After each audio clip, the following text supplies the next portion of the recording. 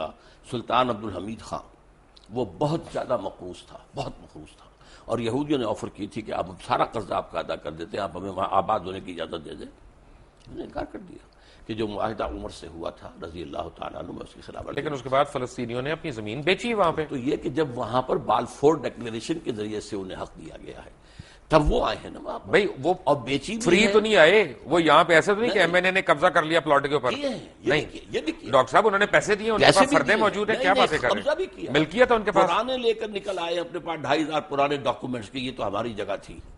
کون ان کو روکنے والا تھا وہاں پر؟ یہ ضرور ہے، یہ بھی کیا ہے شروع میں جو آپ کہہ رہے ہیں کہ ایک شخص سے کہا گیا کہ آپ کا مکان کیا ہے، اس نے کہا چلیں 2 لاکھ اس کا مطلب ہے 3 لاکھ دیتے ہیں. اس کا مطلب ہے کہ ہمارا اخلاقی سٹینڈ ہے، دینی سٹینڈ کوئی نہیں ہے فلسطین پہ، یروشلم پہ. آپ اخلاق کو دین سے علیحدہ کیوں کرتے ہیں؟ میں اس لیے علیحدہ کر رہا ہوں کیونکہ قرآن مجید میں کہیں پہ بھی ایک بھی آیت یروشلم کے حق میں نہیں آئی. اس نے یہ نہیں کہا کہ یروشلم تمہارا قبلہ ہے یا قبلہ تھا یا قبلہ ہوگا کبھی یا تمہاری اس میں ملکیت ہے. اسے کہا گیا اور ہے، بائبل میں ایک بھی جگہ خانہ کعبہ کا ذکر نہیں آیا. اس کو چھوڑیے آپ، جو بکہ کے لفظ جو وہ لائے ہیں وادی بکا بنا دی ہے، وہ بکہ ہی تھا وہاں پر. لیکن یہ کہ قرآن مجید تو کہتا ہے سبحان الذی اسریٰ بعبدہ لیلا من المسجد الحرام الی المسجد الاقصی الذی بارکنا حولہ. یروشلم کے آس پاس کو ہم نے مبارک بنایا ہے، بابرکت بنایا ہے. آپ نے اس کو بابرکت بنایا ہے، لیکن یروشلم کو قرآن نے اون نہیں کیا. قرآن مجید میں کسی جگہ اونرشپ نہیں ہے یروشلم کی. کس کے لیے؟ آپ کے لیے. اونرشپ تو ہوتی ہے جو لوگ وہاں پہ آباد ہوں ان کی ہوتی ہے. نہیں تو قرآن جو وہاں پر آباد تھے ان کا دیکھیں نا حق جی، تھا، ان کے چھیننے کا حق. ڈاکٹر صاحب مسلمان ہیں ہم تو جغرافیکل باؤنڈریز میں بلیو ہی نہیں کرتے، ہم تو امت مسلمہ میں بلیو کرتے ہیں. تو اس لیے کہ مطلب یہ ہم کھول دیں کھلا، جو چاہے ہمارے یہاں کے قبضہ کر لیں. آپ کا ہے ہی نہیں. کمال ہے. How can you make rules in a place جو آپ کی ہے ہی نہیں. اب آپ کہیں کہ میں اپنے گھر میں اگر میں کسی کو، یہ آصف صاحب بیٹھے ہیں، میں کہہ رہے ہیں نا، آپ جائیے اس کو 1918 کے بالفور ڈکلیریشن سے لیجئے، اس کے بعد جو ہے 1948 میں اسرائیل قائم ہوا، اس کو ڈاکٹر صاحب میرا تھیسس ڈفرنٹ ہے. ڈاکٹر صاحب میرا تھیسس ڈفرنٹ ہے. میرا تھیسس یہ ہے بہت معذرت کے ساتھ کہ ہمارے تمام علماء دین اکابرین ہمارے، انہوں نے جو ہمارے مائنڈز میں گھوڑ کے پلایا ہوا ہے کہ یروشلم بیت القدس قبلہ اول، یہ سب غلط ہے. اس میں کوئی صداقت نہیں ہے. بیت القدس ہمارا قبلہ اول نہیں ہے. میرے نزدیک آپ بہت غلط بات کر رہے ہیں. ڈاکٹر صاحب میری عرض سن لیں. یقیناً میں نے آپ سے کہا ہے ایک عرصے کے لیے وہ بیت المقدس ہمارا قبلہ رہا ہے. نہیں مدنی دور میں کہہ رہا ہوں خانہ کعبہ قبلہ اول تھا، اس کے بعد وہاں پہ آپ کی ڈائریکشن چینج ہو گئی، وہ قبلہ دوم ہوا. اس عرصے میں قبلہ دوم ہوا، لیکن مدنی دور میں قبلہ اول وہ ہے. اچھا اب میں لیٹ می ریفریز اٹ کیونکہ یہ ایسی بات ہے کہ کوئی میرے سے ناراض نہ ہو یا آپ سے ناراض نہ ہو. بات یہ ہے کہ دین ابراہیم ہے، ہم تو دین ابراہیم کو فالو کر رہے ہیں نا. بیسیکلی ہماری تو درود ابراہیم ہی ہم پڑھتے ہیں اپنی نماز میں، وہی ہم پڑھتے ہیں. تو بیسیکلی تو اسلام حضرت ابراہیم علیہ السلام لے کے آئے. وہاں انہوں نے پہلی اذان دی، وہاں انہوں نے پہلا طواف کیا، جس کا جواب ہم دیتے ہیں حج پہ جاتے ہوئے کہ لبیک لا شریک لبیک. یہ حضرت ابراہیم علیہ السلام کی اذان کا جواب ہے نا. تو بیسیکلی تو اسلام تب شروع ہو گیا تھا. دین کا لانے والے حضرت آدم ہیں، ٹھیک ہے، اس کے بعد حضرت نوح ہیں، اس کے بعد حضرت ہود ہیں، حضرت صالح ہیں. یہ تو بشمار انبیاء ہیں. حضرت ابراہیم سے جو دین شروع ہوا ہے اس کی پھر یہ 3 شاخیں بنی ہے. سیمیٹک جو 3 مذہب ہیں، اس اعتبار سے وہ جو ہیں امام اللہ تعالیٰ نے انہیں نوع انسانی کا بنایا ہے. آج بھی یہودی، عیسائی اور مسلمان تینوں انہیں جو ہے وہ مانتے ہیں. ٹھیک ہے، تو ہمارے دین کی شروعات تو وہیں سے ہوئی نا. لیکن اب ہمارا دین مکمل ہوا ہے محمد الرسول اللہ. بالکل، اس میں کوئی شک نہیں. بس وہاں تو مہر لگ گئی، اس پہ کوئی اعتراض نہیں ہے. اس لیے میں کہہ رہا ہوں کہ اصولاً آپ کا جو قرآن مجید جو ذکر کر رہا ہے، میں صرف قرآن مجید کے حوالے سے کہہ رہا ہوں. قبلہ تو خانہ کعبہ ہوا نا،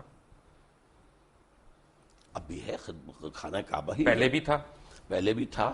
ایک عرصے میں 16 مہینے بیت المقدس. ٹھیک ہے، میں آپ کی بات، یعنی آپ عالم ہیں ماشاءاللہ، تو وہ قبلہ دوم ہو گیا نا.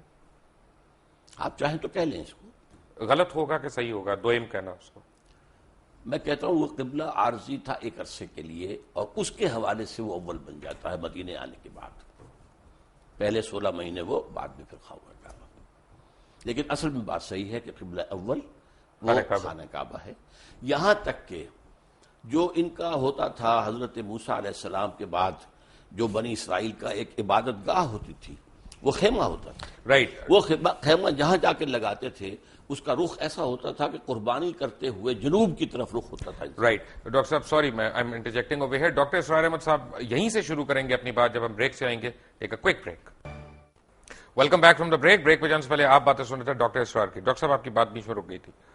آپ فرما رہے تھے کہ ایک ٹینٹ کے اوپر جب کہیں پہ ٹینٹ پلیس کرتے تھے تو ان کا جو وہ خیمہ تھا اور اسی میں پھر قربانی دی جاتی تھی تو اس کو اس طریقے سے رکھتے تھے کہ قربان گاہ جو ہے جب آدمی کو قربانی پیش کرتا تھا تو اس کا رخ ہوتا تھا کعبے کی طرف, جنوب کی طرف. یہ ان کا ٹینٹ تھا جو ان کا گویا کہ اس وقت کوئی ابھی ٹیمپل سولومن نہیں تھا, کچھ نہیں تھا, صحرا کے اندر تھے یا وہاں. تو یہ ٹینٹ بھی اصل قبلہ وہی تھا, ان کا بھی قبلہ وہی تھا. تو اس اعتبار سے قبلہ اول اصلی قبلہ بیت اللہ ہے. البتہ یہ ہے کہ حضور صلی اللہ علیہ وسلم کے دور میں 16 مہینے کے لیے بیت المقدس کو قبلہ مانا گیا ہے, نماز پڑھی گئی ہے. اس اعتبار سے بعض اوقات اس کو قبلہ اول کہتے تھے. ٹھیک ہے. عذاب قبر, جی میں نے کتاب بھی پڑھی, موت کا منظر, مرنے کے بعد کیا ہوگا, یہ وہ. قرآن حکیم میں, قرآن مجید میں تو عذاب قبر کا کہیں ذکر نہیں آیا ہے. قرآن مجید میں ذکر یہ ہے کہ آل فرعون کو صبح شام آگ پر پیش کیا جاتا ہے. النار یعرضون علیہا, عشیا, کچھ اس طرح کے الفاظ ہیں, تو پیش کیا جاتا ہے. یوم القیامت ادخلوا آل فرعون النار, قیامت کے دن وہ داخل کیے جائیں گے. یوم یقوم الحساب. ہاں, اس کے بعد جو ہے اصل داخلہ ہوگا. لیکن یہ ہے کہ یہ در حقیقت ایک انٹرمیڈیری فیز ہے اور اس میں بھی ایک طرح کی کچھ سیمی کانشسنس. یہ ہم نہیں کہتے قبر کے اندر ہی ہو رہا ہے, بلکہ یہ عالم برزخ ہے. یہاں روح تو قبضے میں, عالم دنیا سے نکل کر عالم برزخ میں چلے گئے. روح تو قبضے میں. اب ہم نہیں جانتے کہ اس کی کیا شکل رہتی ہے. اصل میں عالم برزخ, عالم قیامہ, اس کے بارے میں جو کچھ معین کر کے بتا دیا گیا ہے, آنکھیں بند کر کے اس کو ماننا ہے. اس کی ڈیٹیلز میں جانے کے اندر خام خواہ کے جو چیزیں ہیں, غلط باتیں بحث میں. تو اس کا مطلب یہ ساری جو کتابیں ہیں, موت کا منظر, مرنے کے بعد کیا ہوگا, آدمی پڑھ کے ہی لرز جاتا ہے, یہ صحیح نہیں ہے. نہیں, میں کب کہہ رہا ہوں کہ صحیح نہیں ہے. یہ چونکہ احادیث نبویہ کے اندر موجود ہے. پہلے آپ نے صرف اصولی بات کی تھی, میں نے کہا تھا کہ اس کے اندر ہے. تو قرآن مجید میں یہ بھی ہے کہ یضاعف لہ العذاب یوم القیامہ, قیامت کے دن عذاب دگنا کیا جائے گا. یضاعف لہ العذاب یوم القیامہ, سورہ الفرقان کے اندر ہے. اس کا مطلب ہے کہ قیامت سے پہلے بھی عذاب کی کیفیت ہے. اس کو میں اس طرح بیان کیا کرتا ہوں کہ آپ اگر دیکھیں کسی شخص نے امتحان دیا ہے اور اب اسے معلوم ہے کہ میں جو کچھ کر کے آیا ہوں تو رزلٹ ڈکلیئر نہیں ہو رہا, پہلے جان سوکھ رہی ہوتی ہے اس کی کہ جو بھی نتیجہ نکلنا مجھے تو معلوم ہے. اسی لیے کہا گیا قرآن مجید میں وجوہ یومئذ ناظرۃ الی ربہا ناظرہ ووجوہ یومئذ باسرۃ تظن ان یفعل بہا فاقرہ. بہت سے چہرے اس دن جو ہے تر و تازہ ہوں گے, اپنے رب کی رحمت کے امیدوار ہوں گے. بہت سے چہرے سوکھے ہوئے ہوں گے, انہیں اندیشہ ہوگا کہ اب ان کے ساتھ کمر توڑ دینے والا سلوک. لیکن یہ بھی ہوگا کہ کوئی کسی کو پہچانے گا نہیں, کوئی رشتہ کسی کو نہیں پہچانے گا. نہیں, کس نے کہا ہے پہچانیں گے, لیکن کوئی کسی کی مدد کو نہیں آئے, اون نہیں کرے گا, کوئی مدد کے لیے نہیں, بلکہ یہ کہ سب کو اپنی پڑی ہوگی, نفسی نفسی. بیسیکلی تو قرآن مجید میں قیامت کے دن کا حساب ہے. تو قبر کے اوپر ہماری قیاس رہی ہیں کہ کیا کیا ہو سکتا ہے. اس کے بارے میں بتانا, یہ عالم برزخ, آپ لفظ قبر کہیں, اب ایک شخص سمندر میں ڈوب کر قبر تو نہیں ہے. لیٹ می ریفریز, کیونکہ میرے پاس الفاظ کم ہے اصل میں. عالم برزخ میں تو آپ کی روح قید ہے. جی, آپ کی روح جو ہے وہ عالم برزخ میں قید ہے, لیکن آپ کا جسم جو ہے وہ تو قبر کے اندر ہے. ہم نہیں کہہ سکتے عالم برزخ میں انسان ہے اور وہ کس کیفیت میں وہ ہم نہیں جانتے. ویسے یہ کہ یہ معاملہ جو ہے, مرے تو یہ ہے کہ کفار جو ہیں وہ بھی زندہ ہیں, ان پر بھی جو ہے جیسے کہ حضور نے کھڑے ہو کر جس یعنی گڑھے کے اندر دفن کیا تھا کفار کے جو مرے ہوئے لوگ تھے ان سے خطاب کیا. تو اس حوالے سے یہ ہے کہ وہ بھی ہیں, لیکن ان کے لیے کچھ اور ہے, عالم برزخ مان کے لیے کچھ اور ہے. اچھا, یہ کمنگ بیک, میں اس کے پارٹ 2 میں آ رہا ہوں کہ ہم بنی اسماعیل کا بھی ذکر نہیں ہے کہیں پہ قرآن میں, بنی اسرائیل کا ہے, بارہا ہے.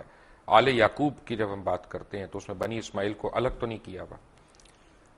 آل یعقوب میں تو ہے ہی نہیں نا, بنی اسماعیل نہیں ہے, آل یعقوب میں تو نہیں ہے نا. حضرت ابراہیم علیہ السلام, اسحاق اور اسحاق دوسرے بیٹے جی, اور اسماعیل سے جو ہے وہ جو یعقوب ہیں, اور یعقوب کے 12 بیٹے ہیں وہ بنی اسرائیل بنے تو بنی اسماعیل کا تو ذکر نہیں ہے. بنی اسماعیل نہیں ہے، لیکن یہ کہ اسماعیل کا ذکر تو بار بار قرآن میں آیا، بار بار آیا. نہیں اسماعیل کا نہیں، میں بنی اسماعیل کی بات کر رہا ہوں، جیسا بنی اسرائیل کا ذکر ہے. اسماعیل کو پھر قرآن مجید نے ایک نام اور دیا ہے، امیین. ٹھیک ہے. تو جب ہم یہ درود شریف پڑھتے ہیں کہ کما بارکتا علی ابراہیم وعلی آل ابراہیم انک حمید مجید، bless us like you've blessed Abraham and the children of Abraham، یہ children of Abraham کون ہے؟ یہ انبیاء ہے نا. آخر اگر حضرت اسماعیل بھی تھے، حضرت اسحاق بھی تھے، حضرت اسحاق یعقوب بھی تھے، یعقوب کے 12 بیٹے بھی تھے، پھر حضرت یوسف بھی تھے، پھر ایک اور جو ہے تیسری بیوی بھی تھی حضرت ابراہیم کی، وہ قطورہ. تو بنی قطورہ کے اندر بھی مدین جو ہیں حضرت شعیب جہاں بھیجے گئے وہ ان کی اولاد میں سے. یہ سارا خاندان ہے ابراہیم کا، آل ابراہیم. تو بیسیکلی یہ بنی اسرائیل کی بات ہو رہی ہے. بنی اسرائیل بھی، بنی اسماعیل بھی، بنی قطورہ بھی. سو ہم جو دعا مانگ رہے ہیں وہ یہ ہے کہ ہمیں بنی اسرائیل والوں کے، ان کے اکابرین کی طرح ہمیں بھی بخش. بنی اسرائیل، پھر آپ بار بار اپنے الفاظ میرے منہ میں نہ ڈالیے. میں یہ کہہ رہا ہوں کہ بنی اسماعیل بھی، بنی اسرائیل بھی، بنی قطورہ بھی، وہ سب حضرت ابراہیم کی آل ہیں اور ان کو بلیس کیا اللہ نے. حضرت بنی قطورہ کے اندر آپ کو معلوم ہے حضرت شعیب جیسے بڑے اتنی سمپل ڈسکرپشنز ہیں جو آپ نے جیسے سمجھایا، بڑی سمپل. یہ فرقے کہاں پہ بننا شروع ہوئے؟ کس کی فرقے؟ اسلام میں.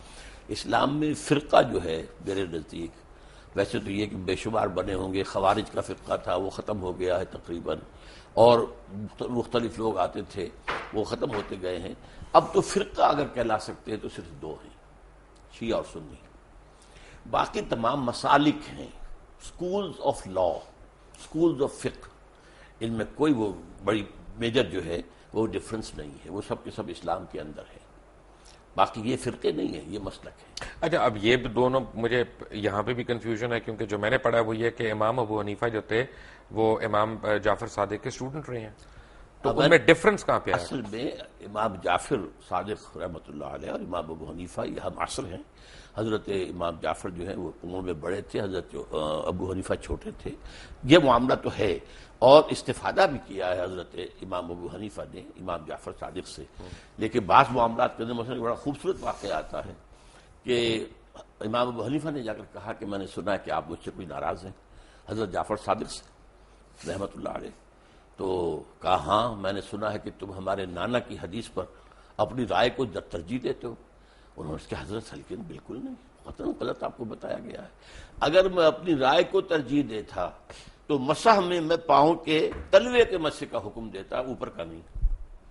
زیادہ خراب تو تلوہ ہوتا ہے، میں اس کا حکم نہیں دیتا. حدیث کے اندر جو آیا اس پر عمل کرتا ہوں.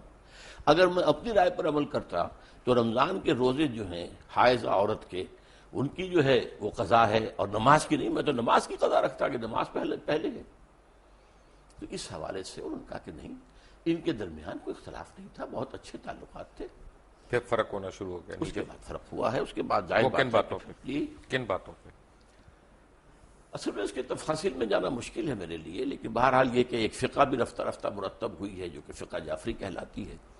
اور اس کے بعد یہ کہ کب سے پھر وہاں ایک معصوم امام کا تصور ہوا ہے، اب یہ ایک ریسرچ کی بات ہے، میں اس میں تفصیل میں نہیں جا سکتا. لیکن ایک فرق مجھے لگتا ہے بڑا، اور مجھے لگتا ہے کہ فقہ جعفریہ کو ہم پہ ایک ایج ہے، وہ ہے اجتہاد کی. وہ آج کے زمانے میں بھی اجتہاد کر رہے ہیں، جبکہ ہم سنی سنائی اس طرح سے روایات پہ آگے. آپ کی بات صحیح ہے، میں مانتا ہوں اس کو. انہوں نے انسٹیٹیوشن آف اجتہاد کو کھلا رکھا ہے. ہمارے ہاں یہ کوئی 400 سال سے 500 سال سے یہ بند ہے. تو اس سے بھی لیکن کوئی بہت بڑا فرق واقع نہیں ہوا ہے. فرق ہوتا ہے نا. اب تو ہمارے دیکھیں نا، امام ابن تیمیہ کے پاس ایک دفعہ اب بھی میں آپ سے عرض کرتا ہوں کہ فقہی لیول پر فقہ جعفری اور فقہ حنفی اور فقہ مالکی میں بہت زیادہ فرق نہیں ہے. فرق کیا؟ بہت کم فرق ہے. اب یہ کہ ایک ہاتھ چھوڑ کر نماز پڑھ رہے ہیں تو مالکی بھی ہاتھ چھوڑ کر پڑھ رہے ہیں.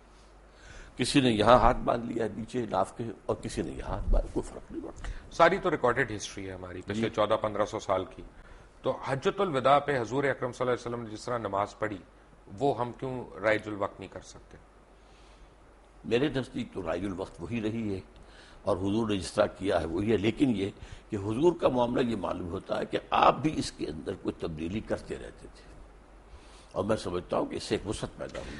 ڈاکٹر صاحب ایک میں بڑا سینسٹیو سوال پوچھنے لگا ہوں اور میں ناظرین سے ریکویسٹ کروں گا کہ میری بات کو غلط نہ سمجھیں. میں اپنی علم کے لیے کم علمی کا میں اعتراف کرتے ہوئے میں یہ سوال پوچھ رہا ہوں کہ ہم سارے احادیث کے ماننے والے ہیں, سنت کے ماننے والے ہیں, ورنہ مسلمان ہی نہیں کہلا سکتے. اگر کوئی بھی شخص کہے کہ میں سنت رسول کو نہیں مانتا یا احادیث کو نہیں مانتا تو وہ تو مسلمان ہی نہیں ہے.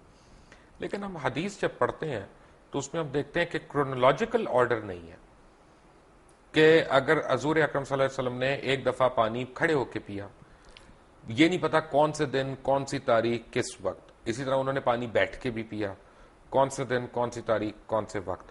تو اس میں پرابلم یہ ہے کہ چند صحابہ جنہوں نے اس کے راوی ہیں, ادھر بھی کوئی صحابی راوی ہیں. اب میرے اور آپ کے اوپر ڈیپینڈ کرتا ہے ہم کس صحابی کی روایت کو لے رہے ہیں. جو اس کو صحابی کی روایت کے علاوہ یہ کہ صحابی سے جب روایت ہوتے تابعین, تبع تابعین تک ہوتے ہوئے محدثین تک آئی تو کون سی چین زیادہ مضبوط ہے بس. اور اس میں کوئی فرق نہیں. میں سمجھتا ہوں اس میں وسعت پیدا ہو گئی کہ معلوم ہوا کھڑے ہو کر بھی پیا جا سکتا ہے اور بیٹھ کر بھی پیا جا سکتا ہے. عام طور پر آپ بیٹھ کر پیتے تھے, لیکن کبھی ایسا بھی ہوا کہ آپ نے کھڑے ہو کے پیا, تو گویا کہ اس کا جواز ہے. کیونکہ کمنگ بیک ٹو عذاب قبر, 1 منٹ کے لیے اگر آپ اجازت دیں تو عذاب قبر کے اوپر میں واپس آؤں. میں نے جب قرآن مجید پڑھا, انسان کو پڑھتے رہنا چاہیے لیکن ہم ذرا کمزور لوگ ہیں, کبھی کبھی پڑھتے ہیں, تو جب پڑھتا جا رہا ہوں تو میں نے یہ دیکھا کہ اس میں کسی پیغمبر نے اپنی قوم کو عذاب قبر سے نہیں ڈرایا. جس نے بھی ڈرایا قیامت کے عذاب سے ڈرایا. لیکن قرآن مجید کے اندر میں آپ کو 2 حوالے دے چکا ہوں. تو یہ کہ یضاعف لہ العذاب یوم القیامہ, قیامت کے دن عذاب دگنا کر دیا جائے گا ان کے لیے. گویا کہ پہلے بھی عذاب کی کوئی شکل تھی. اور یہ کہ آل فرعون جو ہے صبح شام آگ پر پیش کیے جاتے ہیں, دکھا دی جاتی کہ یہ ہے تمہاری آخری منزل.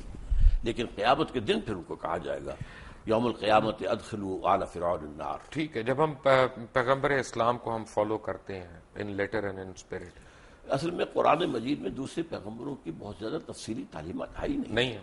اصل میں جو ہے معاملہ ان کا توحید, رسالت, آخرت, اس کے اوپر زور تھا. اس سے پہلے تو بلکہ حضرت ابراہیم علیہ السلام سے پہلے تو کوئی معین یعنی وہ بھی نہیں تھی جس کو ہم شریعت کہتے ہیں, بلکہ ہم کہتے ہیں کچھ چیزیں فطرت کی ہیں جو حضرت ابراہیم سے ثابت ہیں. یہ سچ ہے کہ حضرت ابراہیم کو جب اللہ تعالیٰ نے حکم دیا کہ یہاں پہ اذان دو تو وہ ہنس پڑے. انہوں نے کہا کون آئے گا یہاں پہ, تو پھر اللہ تعالیٰ نے کہا نہیں, یہ میرا وعدہ ہے کہ قیامت تک لوگ تمہاری اذان کا جواب دیں گے. اور میرے علم میں یہ نہیں ہے کہ حضرت ابراہیم ہنس پڑے, میرے علم میں نہیں ہے, پتہ نہیں آپ نے کہاں پڑھا ہے.